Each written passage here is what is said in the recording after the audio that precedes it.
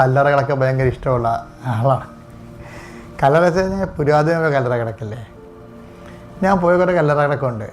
അതായത് ഗാന്ധി ഡൽഹിയിൽ പോയപ്പോൾ 2 പ്രാവശ്യം മഹാത്മാഗാന്ധിയുടെ കല്ലറയിൽ പോയായിരുന്നു. ഗാന്ധിയുടെ കല്ലറ എഴുതി വെച്ചിരിക്കണത് എന്താ? ഹേ റാം.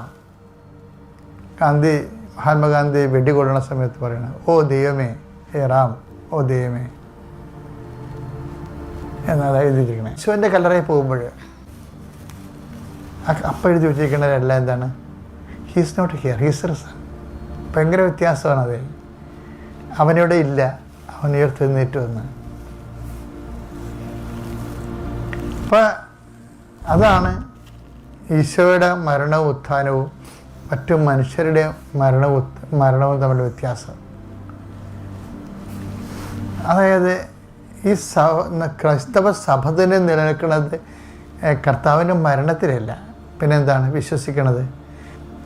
മരണം നമ്മൾ പ്രഖ്യാപിക്കുകയാണ് ചെയ്യണത്. നമ്മൾ വിശ്വസിക്കണത് എന്താണ്? കർത്താവിൻ്റെ ഉയർത്തെഴുന്നേൽപ്പിലാണ് വിശ്വസിക്കണം.